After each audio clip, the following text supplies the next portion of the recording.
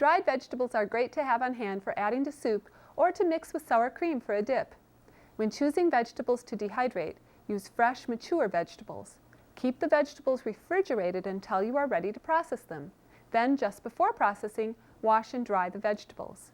Hi, I'm Julie Cassio with the University of Alaska Fairbanks Cooperative Extension Service. Most vegetables need to be blanched, either with steam or in boiling water, before drying to stop the enzyme activity. If enzymes are not destroyed, they will produce off flavors and the vegetables will turn brown during the drying process as well as during storage. Blanching kills some spoilage organisms and shortens the drying time of some foods. It does cause the loss of some water-soluble nutrients, but also protects vitamin C and A during storage. Equipment for drying vegetables includes vegetable peeler, knife and cutting board, large pot with lid and a basket, large bowl for ice water plunge, a timer, electric dehydrator, and trays.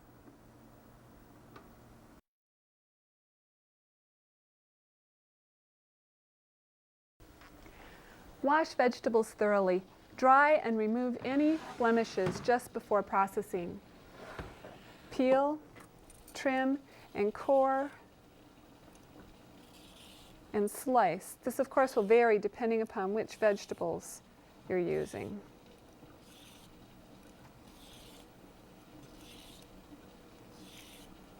For carrots, we're just going to peel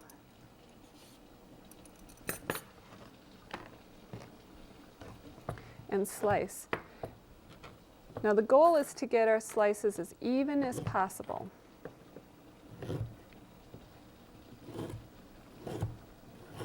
So that the drying time is similar for all of the slices.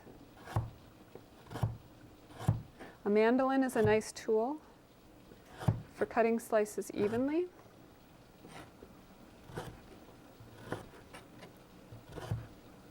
Or you can practice with your chef's knife so you can get as good as those people on television. I have a ways to go.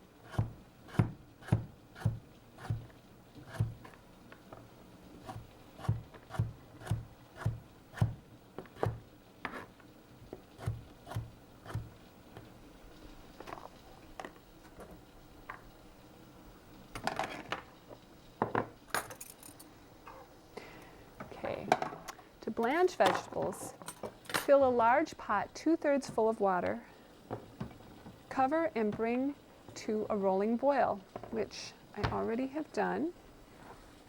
And we're going to place the vegetables in the basket. And we want to do a single layer or just a small layer, which today we're only doing 1 or 2 carrots. So that gives us a single layer. Place a cover back on the pot, and then we're going to blanch according to directions for each vegetable. For carrots, we'll water blanch for 2 minutes. And I can hear the water come back to a boil, so we started the timer. If it takes longer than 1 minute for the water to come back to a boil, too many vegetables may have been added at once. You may need to adjust your heat too. Reduce the amount in the next batch if you've added too many vegetables the first time.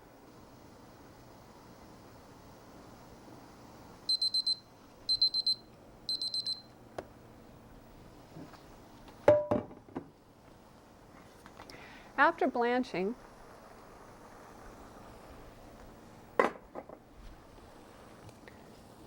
remove the vegetables from the boiling water and dip briefly into ice water to stop the cooking action.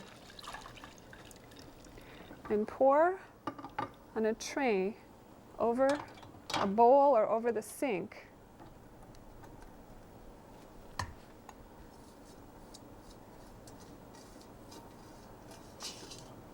And arrange them in a single layer. I'm going to put the lid on so I can get ready to do the next batch.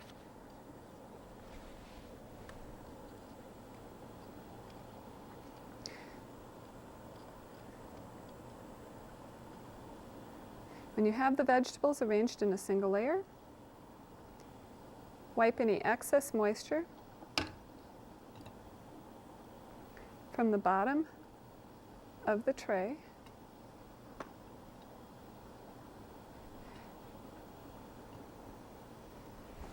and add it to the dehydrator.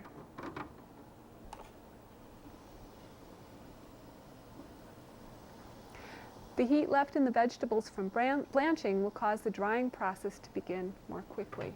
So I'm going to put a lid on, and we'll plug it in a few minutes and get the drying process started. Alternately, vegetables can be steam blanched. Again, use a deep pot with a close-fitting lid. This time we'll use a wire basket placed so the steam will circulate freely around the vegetables. Water has been added to the pot and it's at a rolling boil. We'll loosely place our vegetables, we're using celery, in the basket, and you don't want to do any more than 2 inches deep when you have a lot. And place the basket in the pot above the water. You don't want the water to touch the inside of the basket. We cover the vegetables, and because we're using celery, we're going to steam blanch it for 2 minutes. When you're steam blanching corn, green beans, and potatoes, you may add 1 teaspoon of sodium bisulfite per 1 cup of water. This will help improve the keeping quality of these vegetables. Do not add sodium bisulfite when blanching in boiling water because it will give the vegetables a sulfur taste. Some vegetables, like zucchini, can be thinly sliced and dried and eaten as chips. I have some zucchini sliced here. Already some are on the tray. We'll add the zucchini to the tray.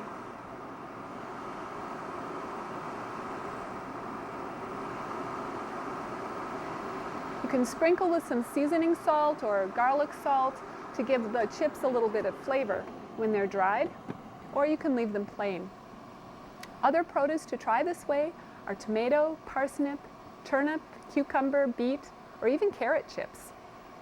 Dry strong-smelling foods like onions or garlic separately. This helps prevent their flavors, their strong flavors, from blending with other foods that you might be dehydrating. And of course, use adequate ventilation, as strong odors may linger. If you are dehydrating mushrooms, again, adequate ventilation is very necessary, as many people are allergic or have reactions to the fumes that come with the spores that are put into the air during the dehydration process. When blanching is complete, we're going to dip the vegetables briefly in cold water, only long enough to stop the cooking action. And then we'll arrange them on a tray that we're going to dry them in single or thin layers, no more than a ½ inch deep. You can either dry in an oven that goes as low as 140 degrees Fahrenheit or in an electric dehydrator. And we, of course, are using an electric dehydrator. Oops, I almost forgot to do the dipping.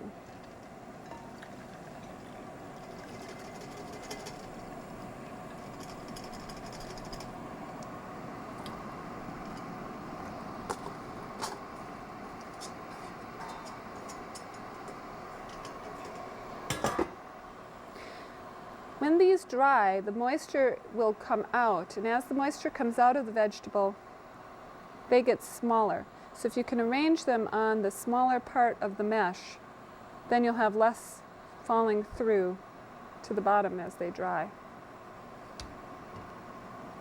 or even before they're dry. And then we'll add them to our dehydrator.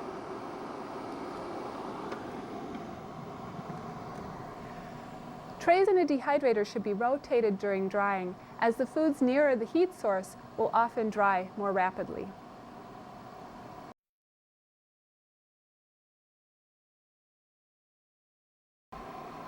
Vegetables have a low acid and sugar content that makes them more subject to spoilage. Veggies are dried until they are crisp, tough, or brittle. Some vegetables actually shatter if hit with a hammer. At this stage, they should contain about 10% moisture. Remove a small handful of food and cool for a few minutes before testing for dryness. When warm or hot, foods seem more soft, moist, and pliable than they actually are. These are the carrots that we did earlier. They've been drying for about an hour, and they feel very moist, and they're really pliable yet. We know they're nowhere near being done. These vegetables have been dried for 8 hours. Notice that the zucchini chip is crisp. The carrots are tough. And the celery, which has shrunk, it's lost so much moisture, is also very tough. To make vegetable flakes, crush your dehydrated vegetables using a wooden mallet or a rolling pin. Powders are finer than flakes. A food mill, food processor, or blender will pulverize the dried vegetables. Common powders are made from onion, celery, and tomato. Allow your dried food to cool about 30 to 60 minutes. Then package the cooled food immediately to prevent absorption of moisture from the air in dry, sterilized glass jars or in moisture and vapor-proof freezer containers, boxes, or bags. Metal cans may also be used if food is first placed in a freezer bag. To protect from insects and reabsorption of moisture, seal the lids onto the containers. Bags may be heat sealed with a home vacuum sealer, for example, or closed with twist ties, string, or rubber bands. Label containers with the name of the product, the method of pre-treatment and drying, and the date. Store in a cool, dry, dark place. Properly stored, dried vegetables keep well for 6 to 12 months. Discard all foods that develop off smells or flavors or show sign of mold. When ready to use, most vegetables need to be soaked. Cover root, stem, and seed vegetables, such as carrots, green beans, and peas, with cold water and soak 30 minutes to 90 minutes. Or you could cover them with boiling water, and the soaking time is shorter, about 20 minutes to an hour. After soaking, then simmer until tender. Dehydrated vegetables may also be added to soup or stew. Another option is to let the dehydrated vegetables sit 15 minutes in the hot liquid, strain the excess liquid, and use rehydrated as you would the fresh vegetable, though they are best used as ingredients for soups, casseroles, sauces, stuffings, and stews.